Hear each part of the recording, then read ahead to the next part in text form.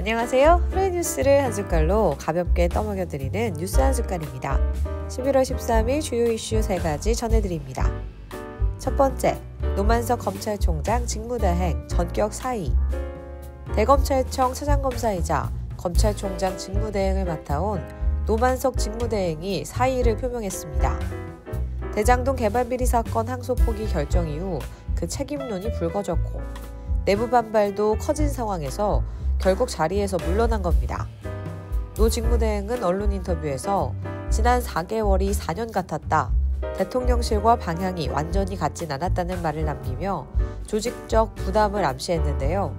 특히 항소 포기 결정이 검찰 내부에서 상당한 충격으로 받아들여졌고 정치권도 강하게 비판하며 검찰 리더십을 둘러싼 논란이 증폭된 상태입니다.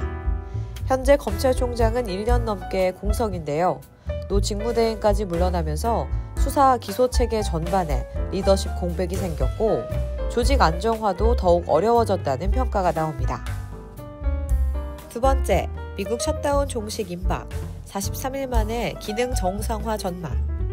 미국 연방정부의 기능이 부분적으로 마비됐던 셧다운 사태가 43일 만에 종료될 전망입니다.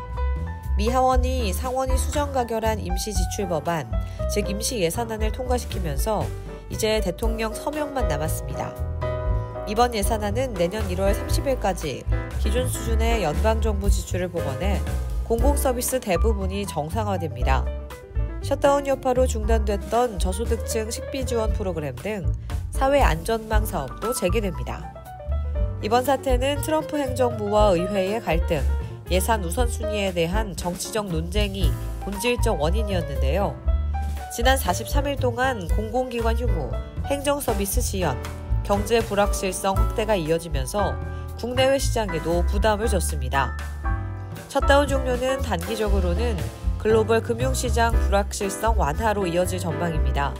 한국 기업과 금융시장에도 긍정적이지만 내년 1월 말까지의 임시 봉합에 불과해 재정정책을 둘러싼 미국 정치 불안정성이 계속될 가능성이 큽니다.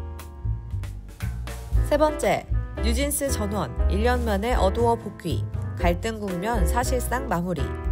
전속계약 해지 선언 후 1년 넘게 독자 활동을 이어가던 뉴진스 멤버 전원이 소속사 어두워 복귀를 결정했습니다. 해린 헤인에 이어 민지, 한이, 다니엘까지 같은 날 복귀 의사를 밝히며 갈등이 일단락되는 분위기입니다.